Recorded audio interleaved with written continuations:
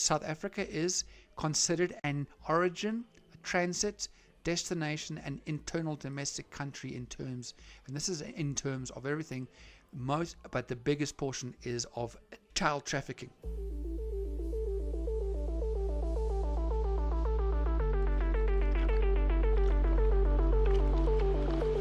Hello and welcome to the Spaghetti Junction podcast. My name is Bruce. My name's Gareth. And we talk about things. We just don't know where they're going to go. We have got probably the biggest number of views on one of our videos Not to probably. date. Probably. Yeah, well. It's not probably. No, it's possible. No. It is. It is. It's not probably. It's Let's not possibly. just, how many of you think that I look at the views more than Bruce does? Stick your hand in the air. I just don't care. Sorry about that. Yes. Rewind. We did. Welcome to Spaghetti It is. 121. Yeah, on our podcast about Brian Houston and his father, Frank. Frankie and boy. All the shenanigans that went on there. Shenanigans. So thank you very much for all the views. Yeah, I mean... And bumping those numbers up. It's interesting how that kind of topic seems to get more views. So we actually had an idea that we're going to change the whole podcast now. Yeah, we're going to change it to the Naughty Pasta Expose podcast.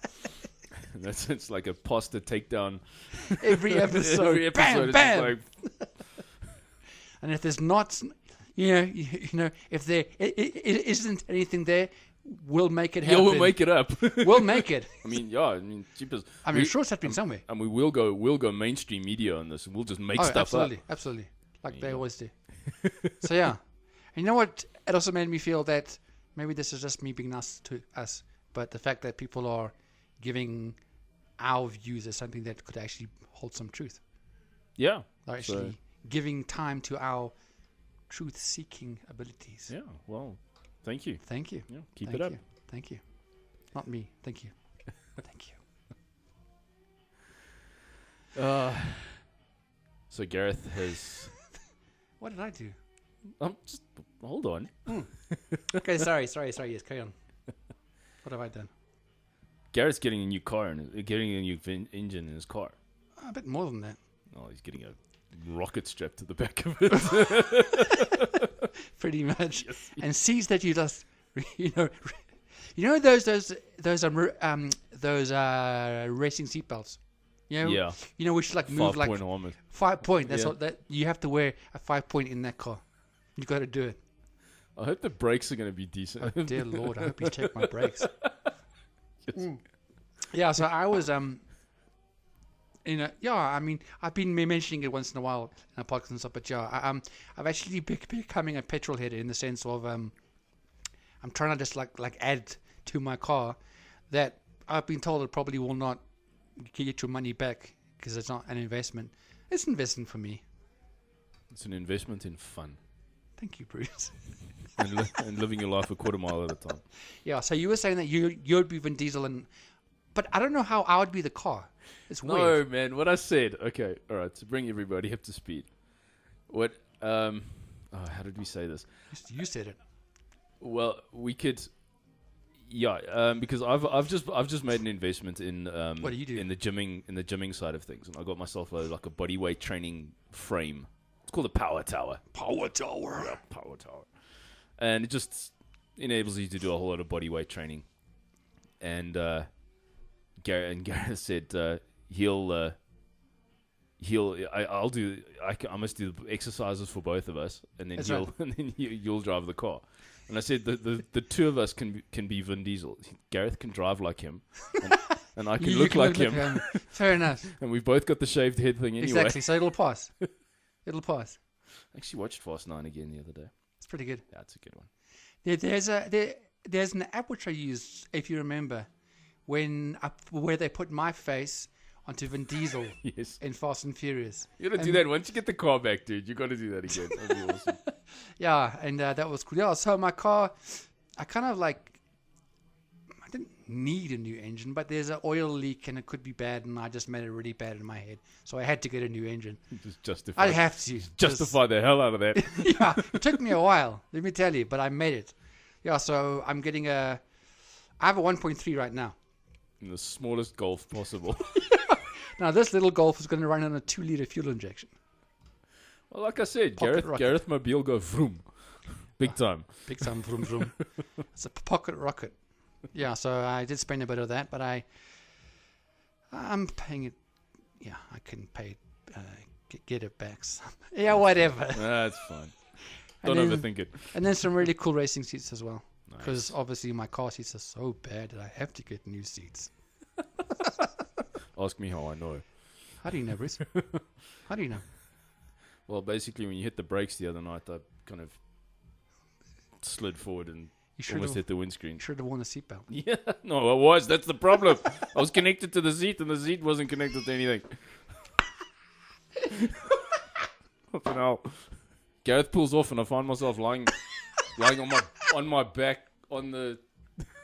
Oh, that's classic. On the back seat, looking at the floor, looking at the roof of the car. So now every time he changes gears, I'm like rock back and forth. So pretty much you endorse me getting new seats. I do. They have to be nice, obviously, but yeah. So anyway, so that's our little pets. Yeah, I'm a little bit bummed about this whole gymming thing because yes, tell me. I can only do everything. I can only start to do everything on Tuesday. Why what happens between now and Tuesday? The reason being is that on Wednesday I went for my second COVID jab. Oh, nicely done. And they said no physical activity, strenuous exercise for 5 days. Really? What's going to happen if you lift some weights in 5 days? What happens to your virus? I don't know. Maybe you just explode. I don't know. I don't want to explode. I kind of like it here. So. Okay, that's weird. I've never heard of that before. But yeah, they do say that after the second one you must. In fact, when I had mine was the Johnson & Johnson, they said I shouldn't do any exercise for at least a year and a half. So I took them. That's quite funny. I said, you know what? It sounds a bit short, so just in case, I'm going to double it. You're doing really well on that. I thank you. I seriously admire your discipline. It's for the safety of myself. Gareth he's doing it for the kids.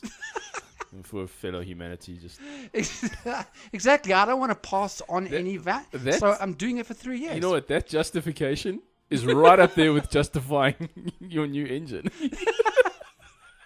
Thank you. You see where I go with this kind of stuff. I don't play around. So from Tuesday, Bruce is gonna hurt.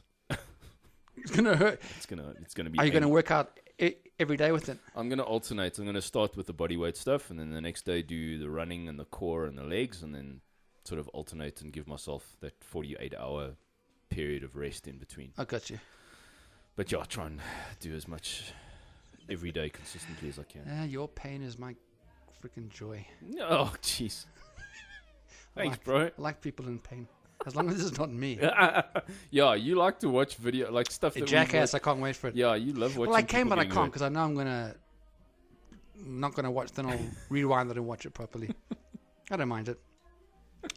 Did you know that PepsiCo has a huge portfolio? Yeah. 22 different things going on here, snack and food brands. Did you know that? Wow, that's impressive. They own all that. That's I just wanted to share it. That's probably the reason why it's such a nice cool drink. Cool drink? Yeah. How dare you call this a cool drink? A soda. This is a aperitif. Jeez. This is a sweet, warm embrace of utter love and joy. Okay, no, that's just pushing it a bit. It's not. This is Pepsi. I'm just saying. I just want to thank Pepsi for being such a endorsement of all this beverages, snacks, and food brands. And not being a sponsor of the Spaghetti Junction podcast. Yet.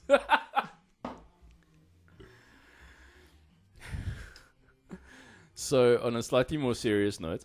Slightly. Okay. We're going to somehow boom up from Pepsi, who are not involved. Did you know that Pepsi do not hire any form of trafficked people? They are above the board. Good. Yes. I'm really glad to hear that. No, I think that's great. Because I've heard there's certain companies that are very prevalent today that Amazon. do a lot of that. Apple. Apparently. Okay, that burst my eardrums again. Sorry. You do know that. Sorry. In our last episode, that's what you did. Sorry. You said you'd never do it again. I'm sorry. Yeah, because that's a huge problem in some countries. Yes. As, for example, here in South Africa. I did not know. Yes. I'd never really researched into it. But South Africa here actually has a problem with human trafficking. Yeah. Yeah, we do. Sorry, by the way, we want to thank the people in the background for such a rousing tune that hopefully will not get us demonetized because we're playing music that we shouldn't be playing. But we don't have any. We haven't got no control over it. That's it. Just a disclaimer. So this is not our fault. But the other thing I just wanted to mention before we started Yep. is that, okay, we're recording this on Sunday the 12th of September. Oh, sorry. But yes, you wanted to go back. We're a little late, but we are wanting to just put it out there that yesterday was September the 11th, and it was the 20th anniversary. Can you believe it's 20 years since 9/11 happened? 20? No ways. It's 20 years. And, so we just wanted to do our part and say we are, just pay our respects and thinking about everyone who was ever involved in, trying to save people, trying to help people. Obviously, all the people that lost their lives on that day and then since. And, Where were you when you first saw it? I was at work. I was working this crappy office job. Yeah. And I thought it was just some little like Cessna aircraft that didn't see the. I thought the guy just didn't see the building and hit the tower. Yeah. And then you hear 20 minutes later another plane, and I was actually house sitting for Brendan's folks. Yeah. So I had DSTV. Oh, so I was running CNN, you BBC and the whole it. time and freaking out. And his parents were in Russia, so I was trying to get hold of them. Is everything okay? In Russia? Yeah. Why would they be in trouble in Russia? Well, everything, the whole world was freaking out with like, I'm just wondering. not being able to Because it wasn't fly the and all that Russians. kind of thing. You just don't know. So yeah, it was. Where were you? I was coming down from a movie, coming down the escalators of the Rosebank Zone, and as I came down, there's a multitude of flat screen TVs there, Yes. and there were like a lot were watching the screen. So I went down and looked. And that's how I saw it. Yeah. But I think it was 20 years. Yeah. Wow. I'm still one of my things on my bucket list is to actually go to Ground Zero and pay my respects in person. That would be very cool to do. Okay. I hope that someday that happens. Nice, dude. Yeah. Nice. Yeah, so human trafficking in our beloved country. Yeah. I can guarantee not many knew this. Well, not guarantee, but I would imagine the last portion of people listening. And I didn't know. Not that because I don't know, no one else knows, but you know what I'm saying. Yeah, it's not something that is very widely. No. If discussed. you research it like we have. Do you want to give us the background to human trafficking? Well, okay, so basically, human trafficking is very different from human smuggling. So there's two different things there. So human trafficking in general is the use of force, fraud, or coercion to obtain some type of labor or sex act. Yep. But it also can involve marriage, organ removal, Correct. and debt bondage. So getting someone into debt. That's correct. So it's a whole, quite a few facets of it. Yeah, I also found that as well, and even to the point where there was happening in hospitals here in South Africa. Yeah. Yeah. As in people working in the hospitals, or they were doing organ removals or organ collections. jeez. Yes. And so the difference with human smuggling is when people actually pay to be transported illegally into a different country. Okay. So sometimes that sort of gets lumped with human trafficking. But now, what's interesting with debt bondage, though, it's also known as debt slavery or bonded labor, and it's basically the pledge of a person's services as security, basically, for the repayment for a debt or another obligation. Yeah. So in some ways, they're not paying for it financially, but they're paying for it in their time. And also what's bad about it is that the terms of this repayment are not clearly or reasonably stated, and the person who is holding the debt therefore has more control over the laborer, because there's no proof, and so it actually gets to a point where this bond, as with a lot of them is never paid. Yeah, in the sense there's where they can go, no limit. because there's no rule, there's nothing. So when you're the boss, the person in charge, he can basically say, well, no, you'll be paying off in. So anyways, it's not a financial payment, but it's a labor intensive or in sexual activities. Yeah, but to a point where someone can just keep you on and on and on, because that's it. There's no one, you can't do anything about it. Yeah, there's no paperwork involved or anything like that. So it's just none whatsoever. It's just completely taken advantage of. That is debt bondage. Yes. It seems like, I think in South Africa, it seems like most of the victims are exploited for labor. It's a blend. And then you obviously do get the sex worker side of things as well, where women are more likely. Yes, and that's involved in a thing called tourism. Sex tourism. Yeah. Where people will actually, knowing the right or the wrong people, will actually come to South Africa and end up, looking for a certain type of African person or child, and then and they know that this is where I can go, and then they pay obviously, and then they endorse what's going on instead of reporting it. Yeah, which of course they won't report it. I'm sure sex tourism could be a podcast episode on its own. Personally, yeah, it could probably just might be a bit depressing. Yeah, maybe. So maybe not. Yeah, so people get caught up in human trafficking, and it's specifically slavery. It's absolutely it's modern day slavery. 100%.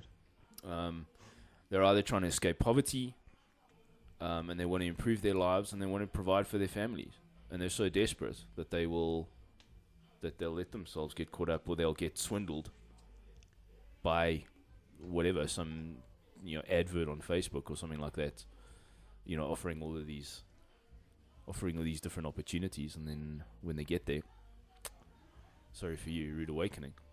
Exactly, and you're not going to be doing the job that it says on the advertisement. It's when you hit there, reality kicks in, they take your passports, and you're pretty much done. That's it. Because you can't get out of it, because you need your passport. And then what happens if you go to the cops? Well, you're there illegally, so it's even worse for you. And how can you prove that? How can you prove that your passport's been stolen? Too many people fall into that. Yeah. I must say, I've often looked at sort of different ways to try and maybe go and work in a different country and that kind of thing, and it's scary, because when you do a Google search, so much comes up, and you're like, what's legit and what isn't. So Yep. So South Africa, we are what is called we're on a tier 2 watch list. Tier 2 watch, that is correct. And this is governments that do not fully comply with the minimum standards of the TVPA. I've looked for the TVPA. Do you have what they are? Oh yes, it's the Trafficking Victims Protection Act. Thank you. Quite a mouthful. Yeah, that's what that's specifically what the tiers are associated with. So tier 1 is meaning that everything is in full compliance to the knowledge of the TVPA. So for example, America is there, in the UK, I think you said as well.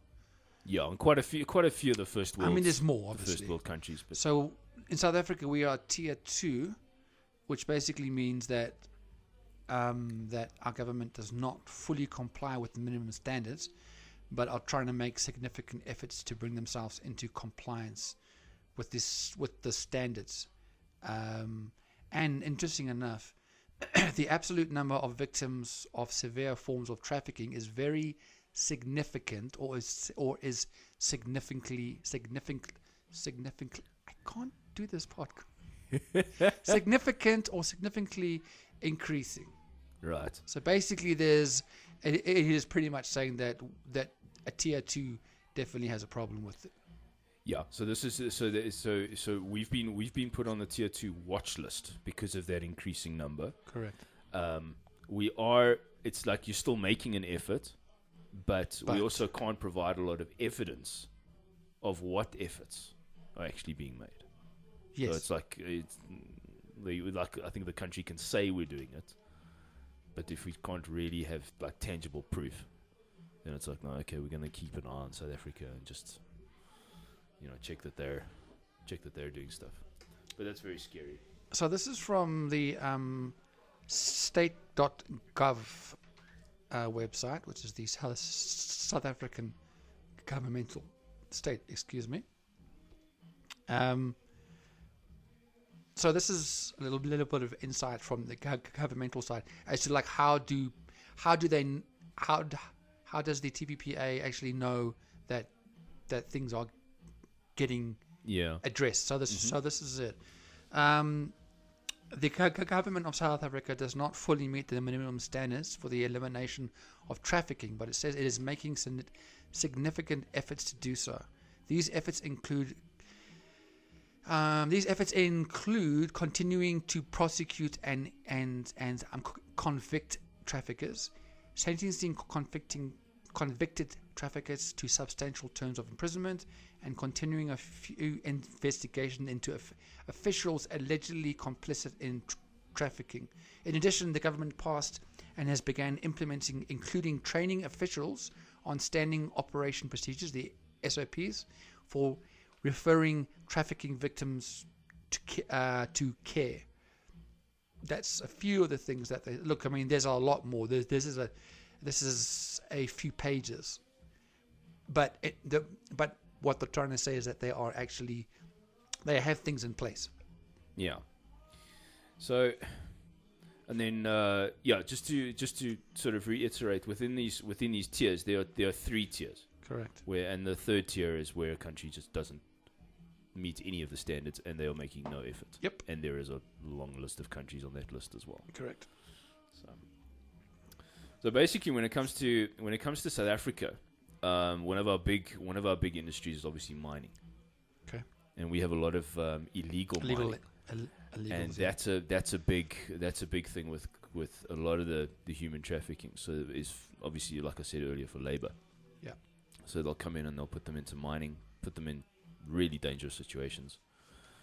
And we've got you just don't know now. Also, the guys begging at robots. I mean, almost at every intersection now. Yeah. There is someone begging. Yeah. And that can also be syndicates set up people to go and beg at robots as well.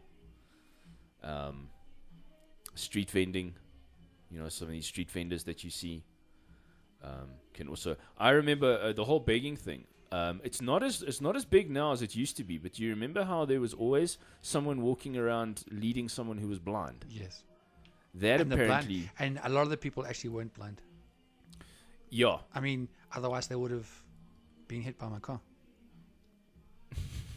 That's how you tell if someone is really blind. You drive at them at like 90 km per hour. I'm kidding. I didn't do that. Okay. That's weird. Yeah, no, that's just wrong.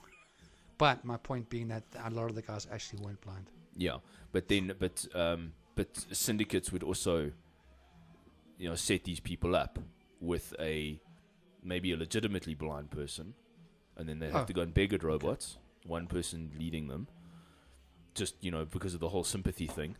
But I'm sure I want to try and contradict that. Well, with my thinking, they're not going to make much money off those guys, dude. Like really. It's like I know that was so. I'm just saying, whoever said that, I think, is probably pulling at straws. This is my view, because they're not going to make. Why would a syndicate spend so much time on people making like $100 or something? You have a point. It just makes no sense to me, because a syndicate is only there to make a crap load of money. Yeah. Not a few hundred They rands. wouldn't have to. Yeah, you're right. You're So for me, right, I'm just saying my view is that's a lovely grabbing at straws kind of thing. Maybe that was a fabricated story.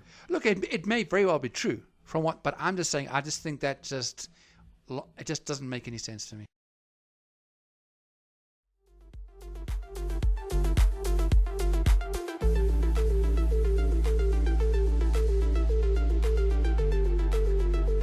Now, obviously, with the levels of corruption that we have to deal with in our government, a lot of the human trafficking goes unpunished.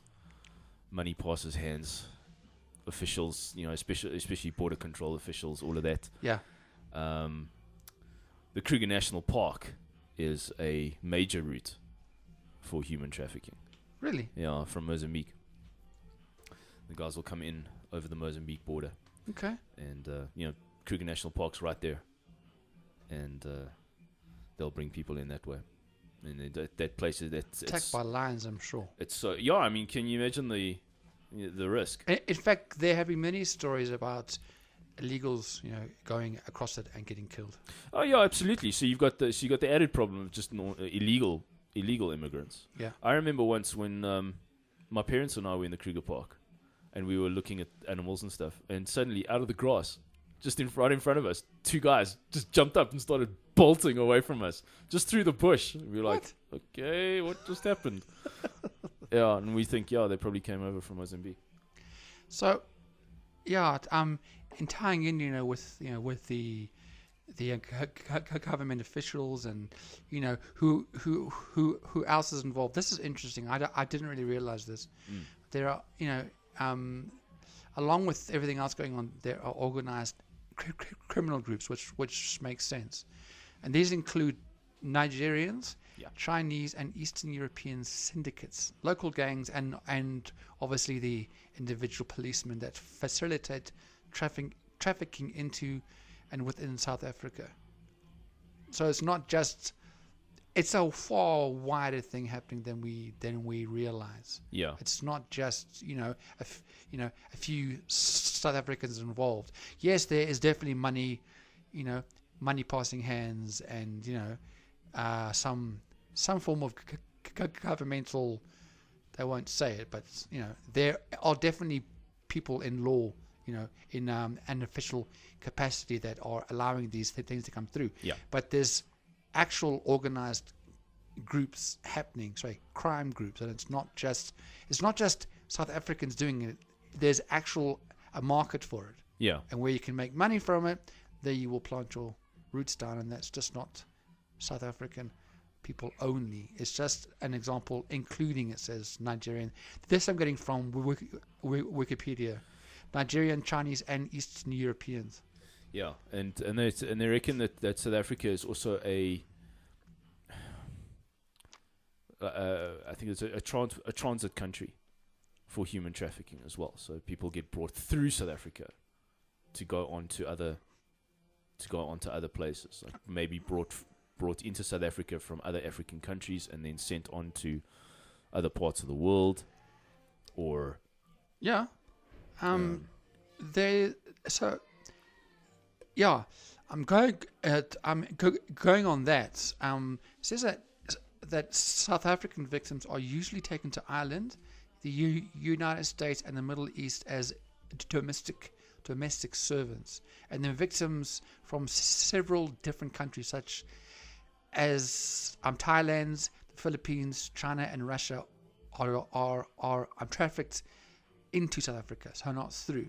And exactly what you're saying, because of this, South Africa is considered an origin, a transit, destination, and internal domestic country in terms, and this is in terms of everything. But the biggest portion is of child trafficking. Yeah, see. And I think it was, and I think it was around 70% of human trafficking worldwide is to do with the sex industry as well. So that is very prevalent. Yeah. Very, very prevalent. So they reckon. So the information that I had primarily in South Africa, the bulk was labor, but the sex industry is also a huge part of that. Yeah. And I think what did I read? As of a report of 2018, there was like it seemed like a little bit of a small number, but they talked about 155,000 people being actively enslaved in South Africa. No, but it's I would have expected no a higher number. Those are the ones which have been addressed. Oh, but there's yeah. From what I read, there's hundreds of thousands. Yeah, no, I think it's a lot more. Okay. So those are the ones which have been, which have been found. Proven cases. There's hundreds of thousands more. Yeah. We're looking like in the millions. Yeah, definitely. So that's no, it's definitely not that. Okay. So. Oh yeah. So I'm going on this whole, it's on the child side of it. These traffickers also seek children from Africa. Okay, due to a lack of a birth registration system, because it's not always addressed. This leaves children vulnerable to trafficking because they are unidentified and they are difficult to trace back to their country of origin, and then they are then transported to South Africa. Something you touched on, and I won't pronounce it properly, so I won't even try. The child marriage, which we have in this country, and it's also not just here. Yeah, it's across the world. Not across the world, in certain countries it does happen. Yeah, is a tradition which is common here in South Africa in some of the provinces where young girls are married to older men, which may also account for some of the victims being trafficked. Right. Okay. Because obviously they can't say anything, and they get married off, which is also disgusting. Yeah, just taken from their parents, and no one can identify them, and they're just given a new name and new papers, and that's it. And they end up with an old guy. Yeah. So that's just part of it, and that happens here in this country in certain places where it is allowed. But just worldwide. They're talking. I think they say nowadays more people are enslaved than all the slavery that took place in the sort of the ancient world, or the time we think back to slavery, when it was first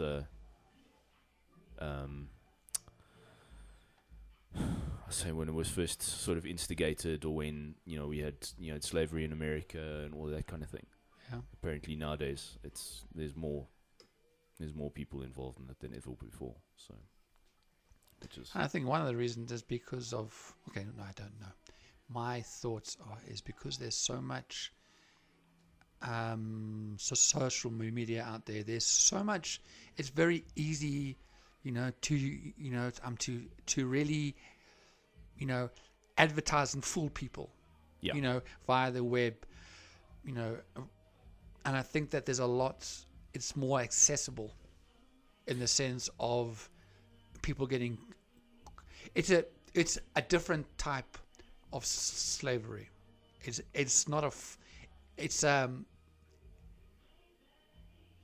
a preempted slavery, if that makes sense. It's not just me, going into a town, and grabbing 100 people and making them slaves, because that won't work. But how it's been done now, I feel it's easier because of social media and because of how easy it is to be in touch with other people. Yeah, and I think there's so many people that want a different life, a better life. A better life, yeah. Say you're just an average Joe like you and I are sitting in South Africa. Hey, I'm not average. But thank you. And you've maybe lost your job, or you sick and tired of this country and you want to get out or whatever, and you emotionally make a decision on some website that you found on Google, and suddenly you find yourself without a passport, working on a farm somewhere, maybe in a first world country, but there's nothing you can do because they've taken your passport away, and you are basically their prisoner. Yeah, and a lot of the time they go after uneducated or slightly educated people, in the sense where they can play more with their emotions and their lack of understanding, of I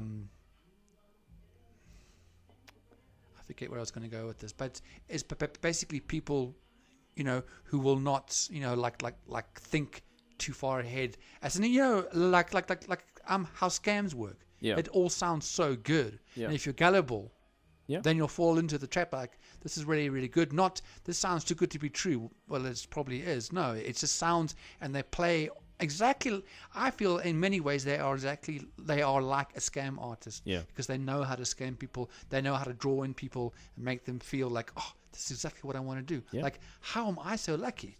How easy is it for these syndicates to make up these message these young girls on social media and tell them, we think you're great, we want to offer you a modeling contract and blah blah blah. Yeah. I mean, how many of these girls are actually going to fall for that? Yeah. And a lot of them do.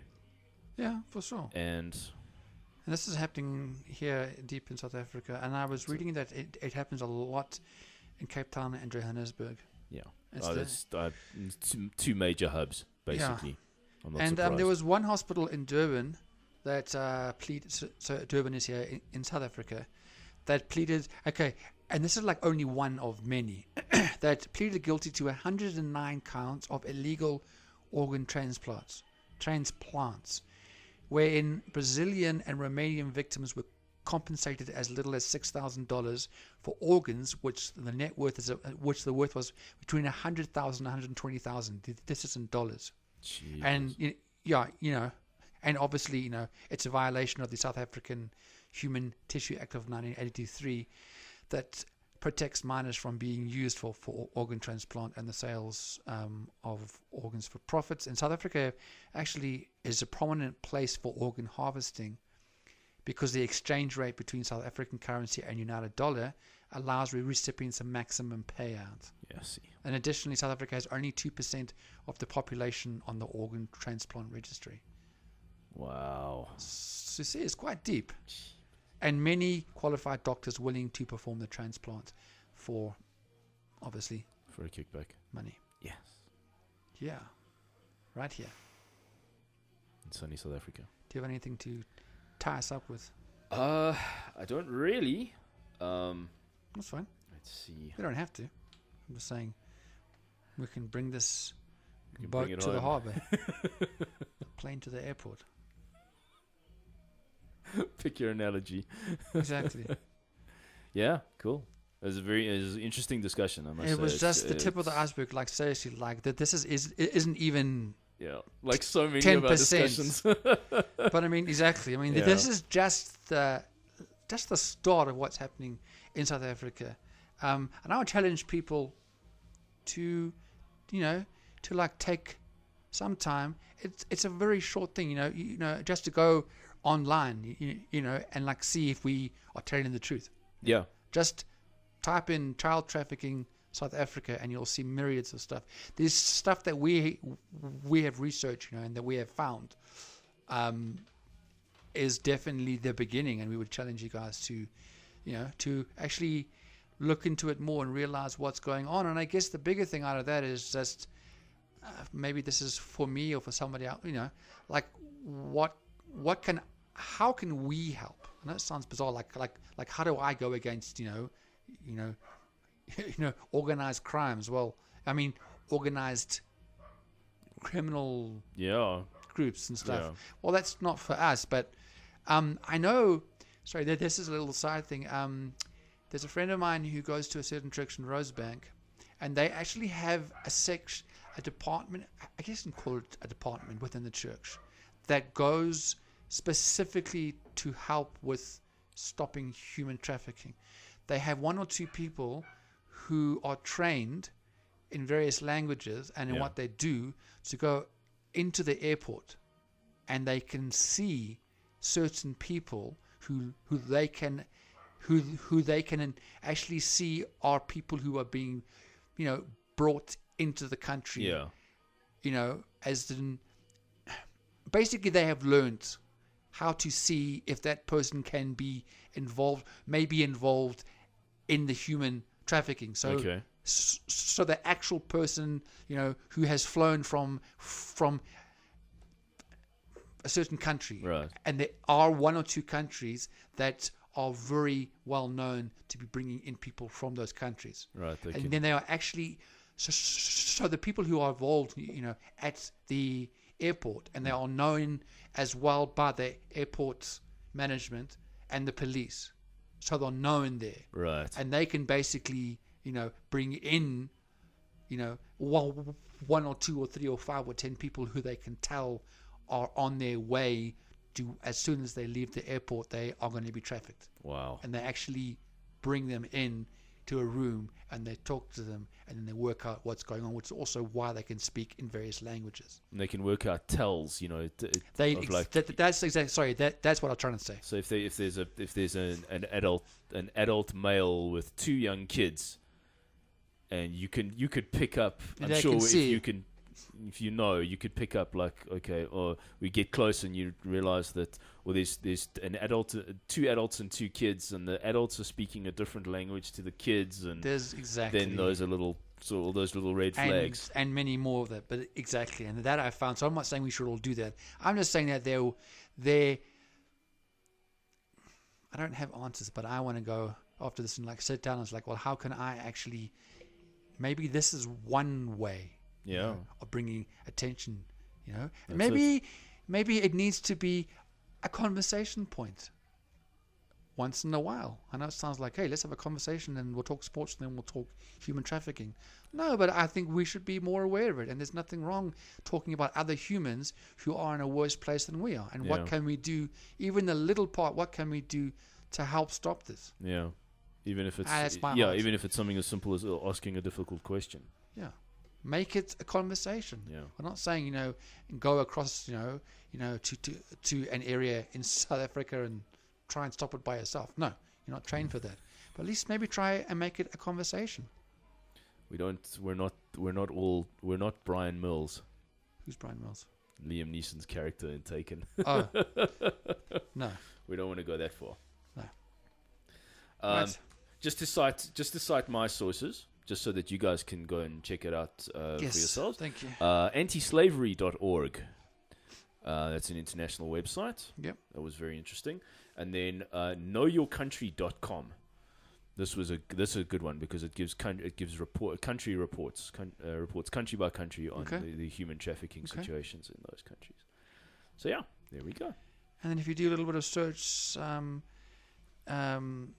there's another one here which was linked to it's the state.gov. Sorry, and I mixed it up. That was a specific. And it's not the South African state; it's the American state. But everything which I read and I discussed is an actual report from South Africa. Yes. So it's very much researched, So it's not an American view as this country, Africa and so forth. It's an actual researched, from what's happening from people in South Africa. So it's not a. Do you know what I'm saying? It's an objective. Yes. It's an objective view. It's not something that's been put out by South Africa that you're not sure if it's not put out by the government that you don't think you can trust. No, and it's actually an objective report. It's a factual. It's not like let's think about what's happening. Yeah. They actually have done research, have done time, have found facts, and broken it down into very good. And that's state.gov, and then /reports/2021 Trafficking South Africa. It is a very long document. Yeah, it is. I was like, exactly. So if you really want to sit for a while, it's very, very long, but it's very informative. Yeah. Cool. I said cool. You can't say cool after me. Okay. Cool, I won't. Jackass. Guys, this has been the Spaghetti Junction podcast. Thank you so much for listening. My name is Bruce. Cool. Goodbye. And his name is Gareth. It is. Take care, and we'll catch you guys on the next one. Cheers, guys. Bye.